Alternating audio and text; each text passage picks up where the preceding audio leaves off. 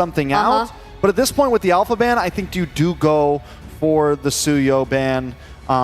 And you bring it down to more of the assassins, the joys, things of that nature. I'd be okay with seeing a Hayabusa as well. It performed pretty well earlier when we've seen it in the first series. It's been one of the comfort heroes as well for Saksha in the previous qualifiers, if you'd recall. But now Battle Focus instead. So yeah, definitely a lot of power picks still available here for KBG.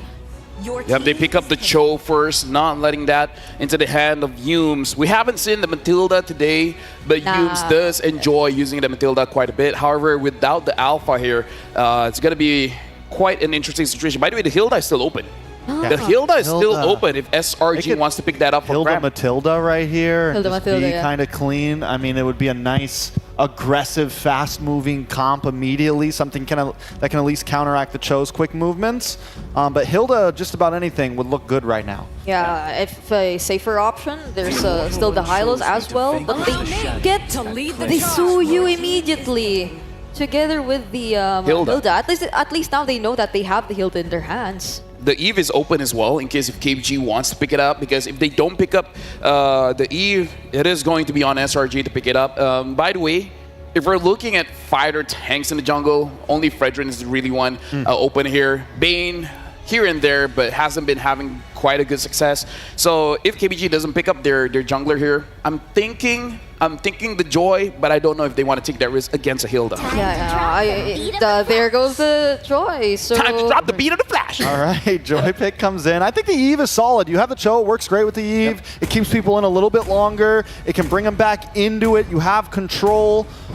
So overall, just a nice pressure. They do go for the Hylos though, which again, solid. The only problem is now we have there's no flexibility left, right? The E for Valentina EX3 here. roam is already in. Yep, and the problem with the Cho and the Joy right now is that they can disrupt so much of SRG's potential positioning if they were to go for a hero who's very much reliant on that. If not disrupt, penetrate, and just really pour out all the damage towards those targets that they look for or look out for in the backline. So I'm thinking about if ever Stormy wants to go for a mid lane who's a little higher in terms of mobility. I was considering the Louis even earlier, but now that we're seeing this kind of lineup, Eve or Matilda. And Louis, Louis banned out, so no Louis. Okay.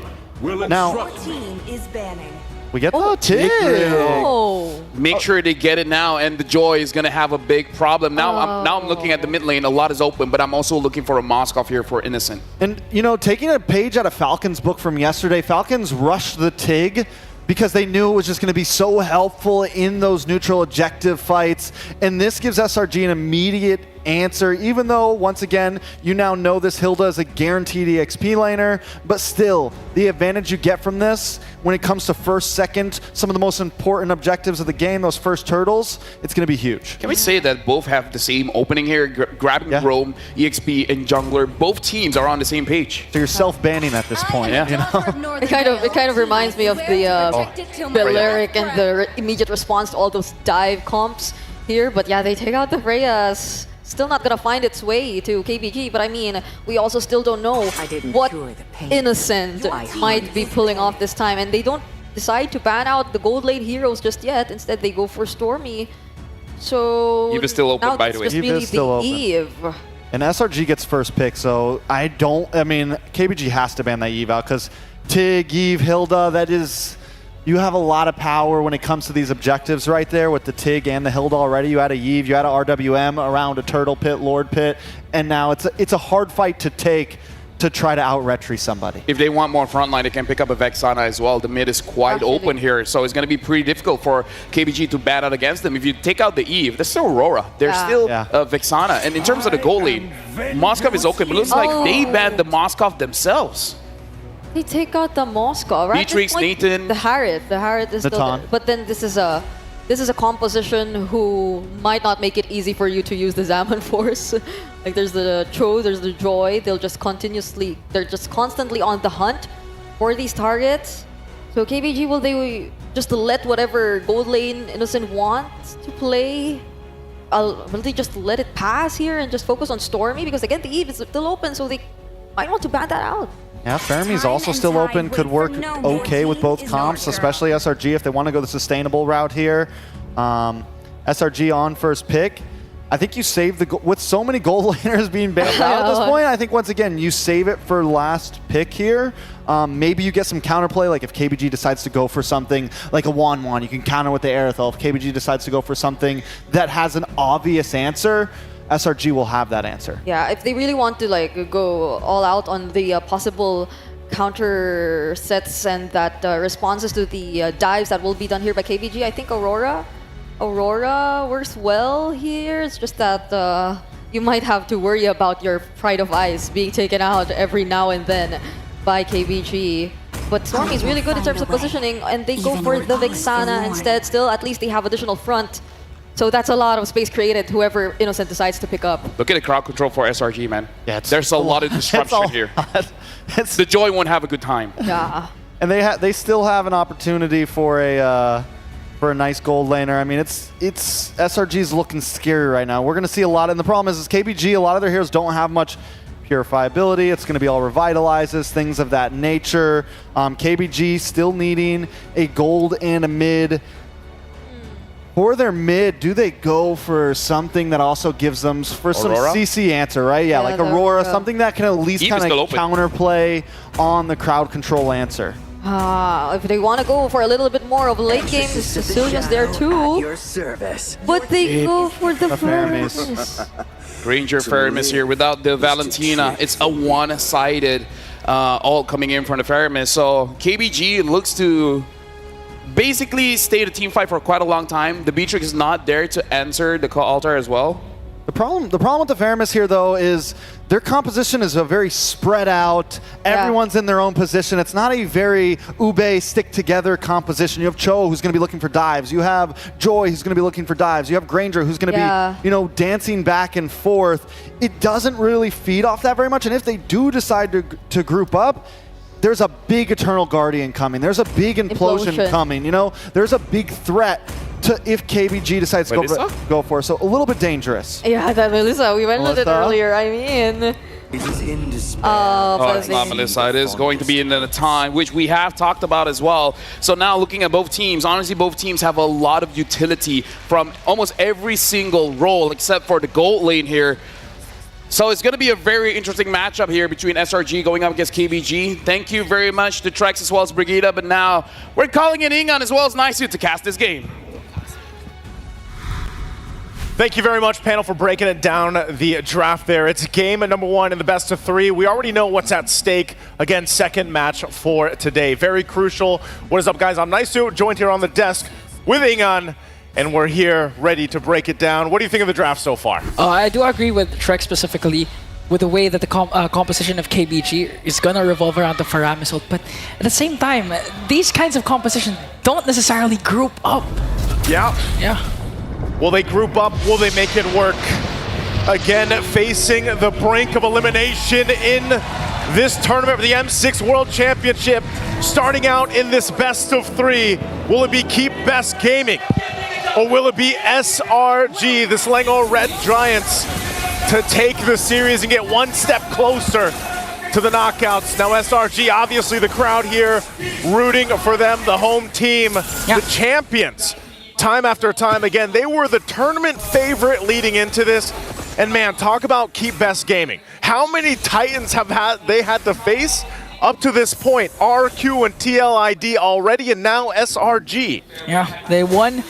However, up against Maycam Evolve, now it's time for KBG to prove that they can go head-to-head with one of the Giants as well, SRG. Now, Wind Return, forced to use his Revitalize plus the Ring of Punishment, but again, this is a Hilda. It's just gonna go to the bush, get those HPs back, get a shield for 5 to 10 seconds, and now he's back to clear out the minion waves. Yep, and while we take a look there up top, don't forget, you guys can go ahead and grab your M6 pass right now too.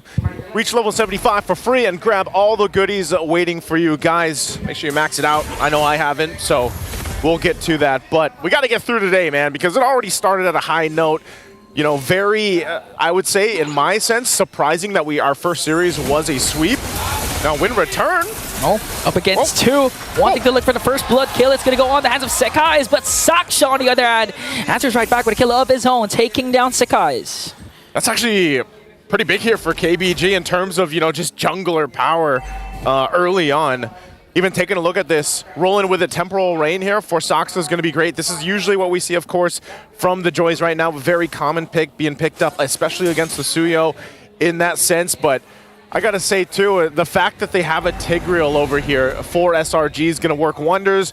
It has done really well, just statistically, being able to set things up. But then on top of it, you throw that you've got an extra body in the Eternal Guard on the field, but also a Hilda.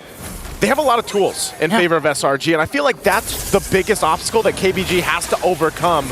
And it's going to start up with this first turtle. Okay, Eternal Guard pop right out by Stormy as KBG just trying to kite away the turtle. A kick coming in from Tracy onto the backline, but Grab on the other hand, here comes the Netherrealm Glorious Pathway, and Sakai's will secure the turtle. Here comes the counterattack coming in from KBG. They're going to take down Yumes. So a turtle for SRG, but a kill for KBG.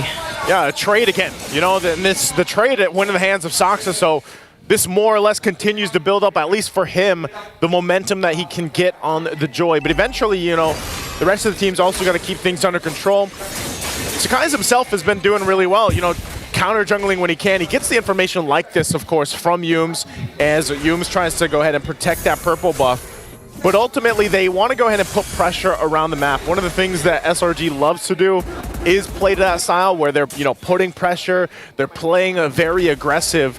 But at the same time, that aggression has been kind of a double-edged sword so far throughout M6. I mean, that's exactly why they're in the situation they are. They've kind of had to make some adjustments to their decision-making and to their discipline.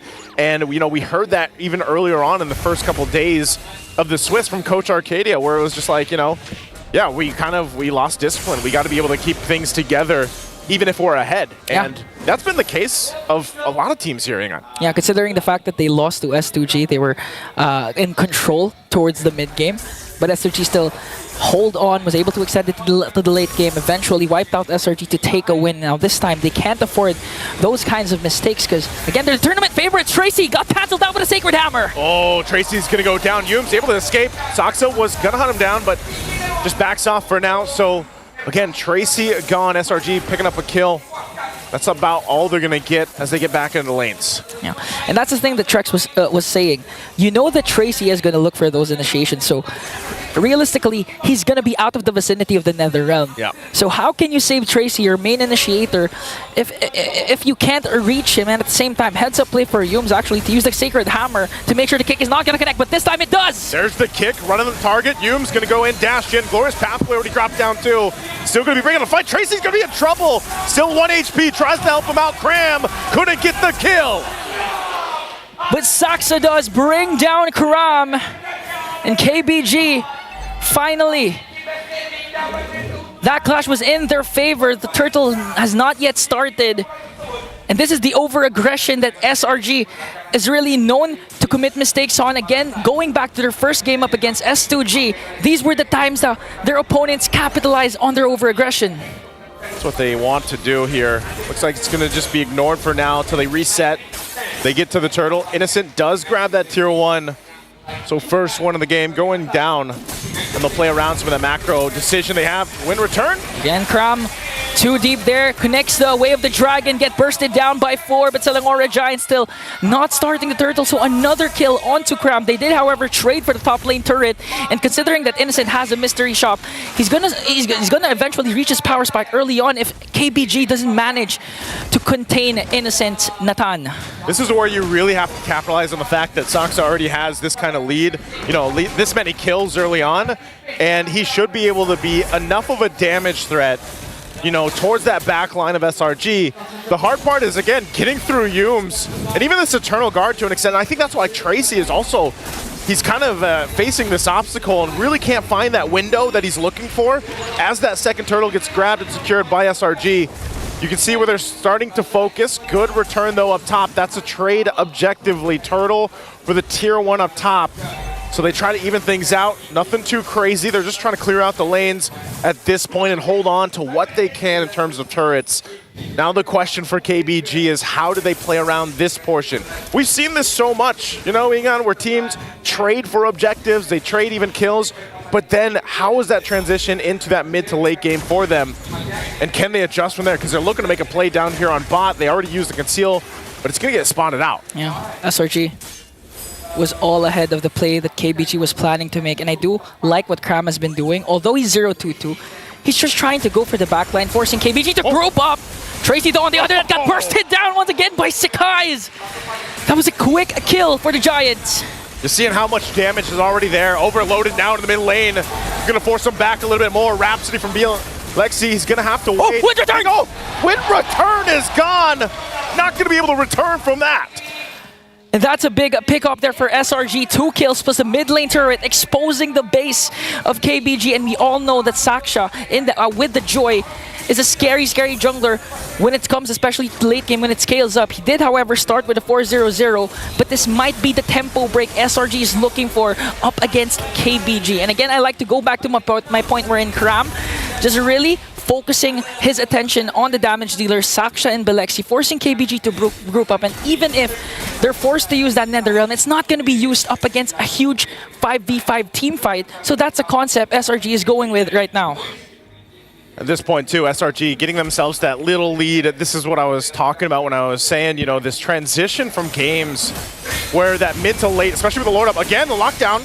Even onto Wind Return, they're not afraid to commit these kills. Here comes Shadow Stampede onto Kram plus the kick. They might be able to bring him down, though, where he comes to Kaizo on the other hand. Saksha onto the backline. Innocent forced to use the entropy in. Netherrealm is there to save the members of KBG, but Saksha on the other hand got slowed down by the weakness finder of Innocent. Even though he's a mobile hero, he can't escape the wrath of Innocent. A big pickup, too, for SRG. Now they're going to have to fight for the Lord. Sakai's will be able to get it. They force them back a little bit longer, but SRG gets a whole lot. Here's the conceal. Even with one Sacred Hammer, they were able to force out the Pure Rod coming in from LMU. Look at the damage coming in from Innocent, though. Even forcing Wind Return to use the Revitalize. A lot of battle spells, a lot of skills have been expended, but no trade whatsoever for KBG. No trade at all for them, and this is where we do see KBG struggle. Now that there's a point of the game, the Lord making its way, they're quite behind. Holy Crystal nearly there for Innocent. As soon as he gets that power spike at this point on the Natana is going to be huge. Already with the Starlium Scythe and Feather in Heaven, and right now they can have enough tankiness in the front line that they can probably force their way into these base turrets. Eternal Guard drop down. Okay, Wind Return drops down the Glorious Pathway. Yums, however, has the Flicker plus Implosion play. He knows that a lot of Purifies aren't there except for Belexi, but they're not going to force things out.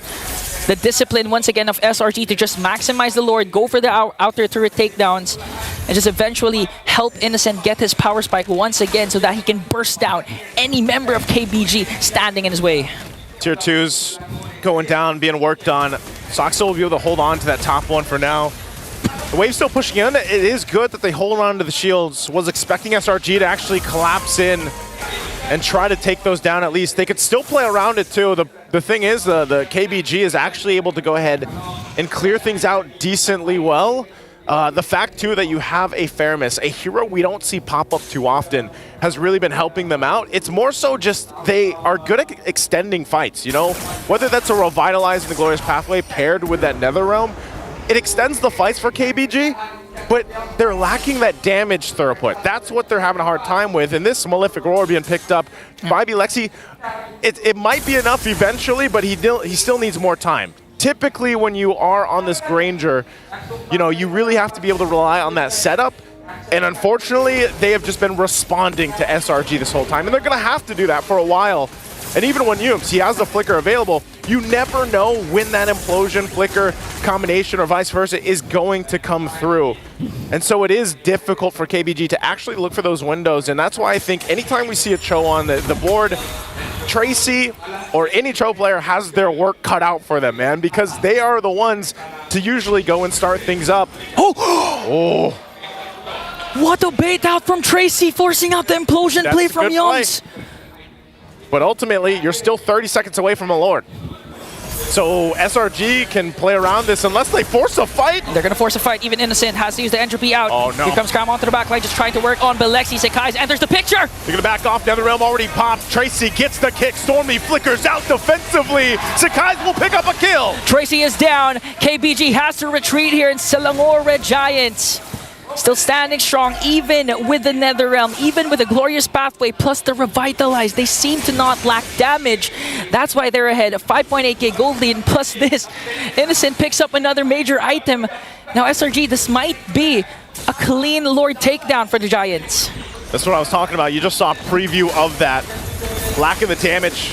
Trying to keep wind return at bay here. He might get collapsed down on. Now they commit the implosion. This time it's going to connect. Saksha though, trying to see if they can have an angle over this Lord, but the problem is wind return is down. Their main front liner, Tracy, still has his Way of the Dragon, can commit it and try to burst down someone, but Selangor Red Giants, again, the discipline of the MSC champions portrayed right now. Start up the Lord. They should be able to just go ahead and freely secure this. Cram will just post up, staring down any of that entry point that could come from KBG. So with that being said, SRG finds himself with a massive lead. And just even in terms of damage and tankiness alone, like even their tanky heroes that they have here are enough to withstand the major damage dealers from KBG right now. So this Lord will definitely get them knocking on these base turrets down. And as we look into it, you know, you see the stacks, it's not really that much. He doesn't have, I mean, he's got BOD, he's got Malefic Roar, but still working on the next Hunter Strike too. But it just seems like even those shots, the Rhapsody, the Destinata, just not enough to deal with the front line. Whether that's Cram or not. Cram, most of the time, he's just sprinting on into all the shots, you know, soaking everything up, because that's like literally his job. And then that's where Yumes gets to shine later on. Even an Eternal Guard is enough to tank things up. So there's so much here to deal with if you're KBG. Mid-turret already going down. They're going to have to plump up to actually have this fight in their favor. SRG, there's a conceal going to be used. They try to clear out the waves the best they can. They're slowed down with the Glorious Pathway, still holding it together. And KBG, very clean so far on the defense, unless SRG decides to force a fight. So far, so good. Lemieux's got to go back. There's Tracy with the kick. Still holding on to the Way of the Dragon. Wow.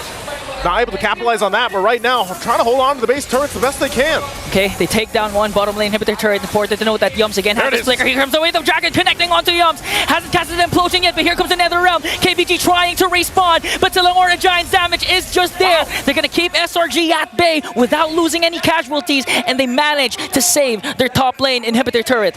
Wow, KBG, despite being down almost 10,000 gold, will have a defense. Saksha, you gotta be careful here. Oh, he's actually gonna go. Whoa! Whoa! Sakai's with a stun and Innocent with the damage.